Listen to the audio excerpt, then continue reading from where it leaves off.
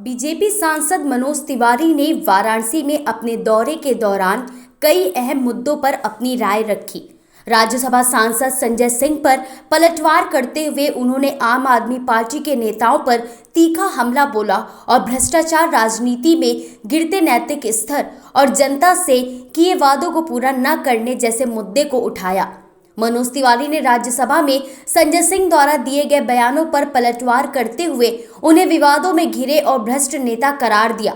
उन्होंने कहा कि संजय सिंह और उनके नेता बड़े भ्रष्टाचार में लिप्त हैं। उनकी भाषा यह दिखाती है कि जब चोर पकड़ा जाता है तो वह किस तरह तिलमिलाता है। ऐसे लोगों को जनता और कानून दोनों सजा देंगे। गोवा के मुख्यमंत्री प्रमोद सावंत की पत्नी द्वारा संजय सिंह पर किए गए 100 करोड़ रुपए के मानहानि मुकदमे का जिक्र करते हुए मनोज तिवारी ने कहा कि यह आप नेताओं की गैर जिम्मेदाराना राजनीति को दर्शाता है। वहीं दिल्ली की सरकार को आड़े हाथ लेते हुए सांसद मनोज तिवारी ने कहा कि अरविंद केजरीवाल की सरकार दिल्ली के लोगों को बुनियादी सुविधाएं देने में नाकाम रही है। दिल्ली में पीने का पानी साफ तक उपलब्ध नहीं है। बुजुर्गों की पेंशन बंद कर दी गई है। आज दिल्ली 73 करोड़ रुपए के कर्ज में डूबी हुई है। ये लोग सिर्फ हमारी योजनाओं की नकल करते हैं। ज्ञानवापी विवाद को लेकर मनोज तिवारी का कहना रहा कि देश में पहली बार न्याय की दिशा में ठोस कदम उठाए जा रहे हैं। उन्होंने कहा कि जहां विवाद हो वहां समाधान भी होना चाहिए। सच्चा मुसलमान मंदिर के ऊपर मस्जिद नहीं बना सकता। ज्ञानवापी मामले में अब मुस्लिम समाज को यह बात समझ आने लगी है। कांग्रेस पार्टी पर कटाक्ष करते हुए सांसद ने आगे कहा कि विधानसभा का घेराव करने से पहले कांग्रेस को राहुल गांधी का घेराव करना चाहिए। उन्होंने आरोप लगाया कि राहुल गांधी ने अपनी पार्टी को मिट्टी में मिला दिया है। वहीं वाराणसी में सैकड़ों पुराने मंदिरों को मिलने पर मनोज तिवारी ने इसे देश की विरासत का हिस्सा बताते हुए कहा।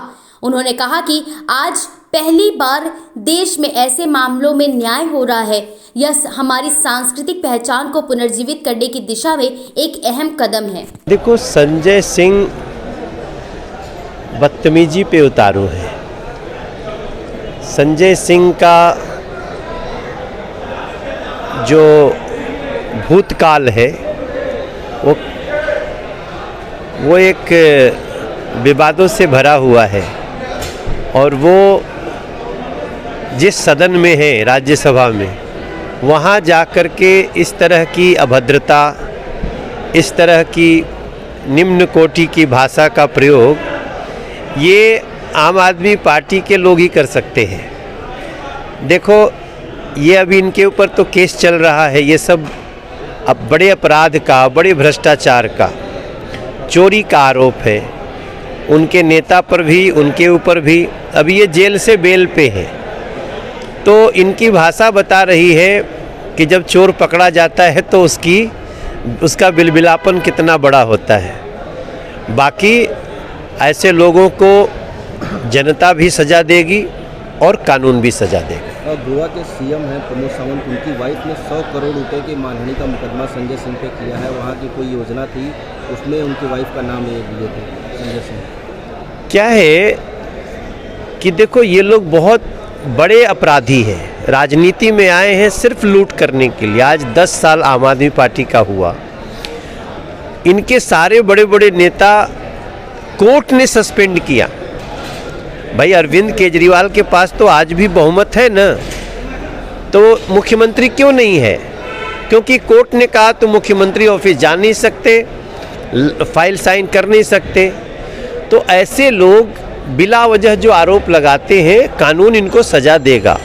हमारे जो गोवा के मुख्यमंत्री और उनका परिवार है वो सदाचार का एक बहुत बड़ा एग्जाम्पल है। तो इन छिछोरे लोगों की बातों को हम एक बहुत अलग ढंग से लेते हैं, लेकिन आरोप को हम बहुत गंभीरता से लेते हैं। और निश्चित रूप से जो प्रमोद सावंत जी की पत्नी ने मानहानि का दावा किया है उसमें इन लोगों पर कार्रवाई होनी चाहिए। आज 1 बजे प्रेस कॉन्फ्रेंस में कह रहे हैं कि बुजुर्गों के लिए बड़ी योजना लेके आज जाने वाले, तो एक मिसाल पेश होगी। अब क्या चुनाव आएगा तभी सब देखो, 10 साल और 10 साल से पहले भी 49 दिन का सरकार रहा है। आज इस दिल्ली में पीने को साफ पानी नहीं है, नल में नाले का पानी आता है। हवा इतनी जहरीली है कि हम थोड़ी देर के लिए बनारस आए हैं तो हमको लगता है बहुत फ्रेश एयर मिल रहा है।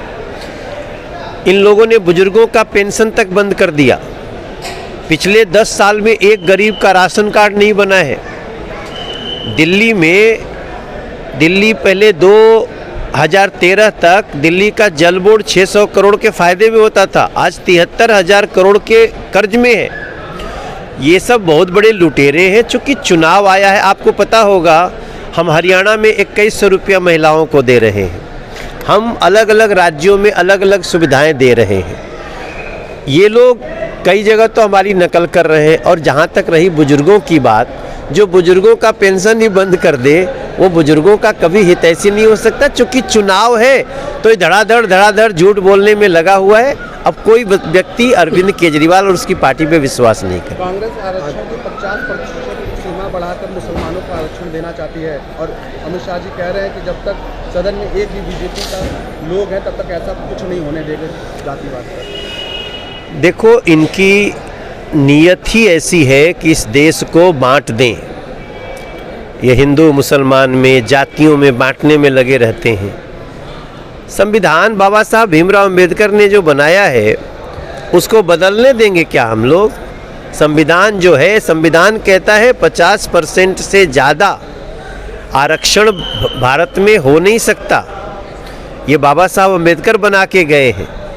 अगर किसी धर्म के आधार पे ये इस तरह की बात कर रहे हैं तो ये समझ लो सिर्फ समाज को मूर्ख बनाने की कोशिश कर। सवाल, कल बनारस में एक मंदिर मिला है, संभल की तर्ज पे, यहाँ पे संभल की तर्ज पे बनारस में एक मंदिर मिला है जो मुसलमानी क्षेत्र में है और उसको खोले जाने की बात कही जा रही है।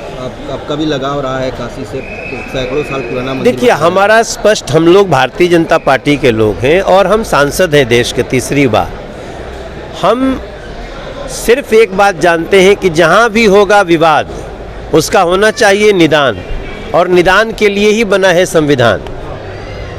तो अगर कहीं से भी, अब मान लीजिए आप हमसे बात कर रहे हैं, आप ही को लगा कि मनोज ने हमसे बदतमीजी की, तो आप लाठी डंडे से मत बात करिए, आप जाइए शिकायत करिए। शिकायत करने का अधिकार सबको है। कांग्रेस कह रही है कि नहीं, सपा भी कह रही है नहीं, आप मस्जिद के नीचे क्या क्या ढूंढ रहे हैं। अरे भाई, हम नहीं ढूंढ रहे हैं। लोकल लोगों का, जिसका मंदिर चला गया, किसी ने कब्जा कर लिया। आज पहली बार इस देश में ऐसा हुआ है कि न्याय हो रहा है, वरना पहले तो न्याय ही नहीं होता था। और सच्चा मुसलमान कभी भी मंदिर के ऊपर मस्जिद नहीं बना सकता। सच्चा मुसलमान इन बातों को जानकर हैरान है। आज ज्ञानवापी के मुद्दे पे तमाम मुसलमान भाई लोग अब उसको बात समझ में आने लगी है कि अरे ये तो किसी ने हमको धोखा दिया। तो भारत का सच्चा मुसलमान कभी भी इस तरह से मंदिर पर कब्जा कर ही नहीं सकता। जहाँ भी विवाद होगा निदान होना ही चाहिए।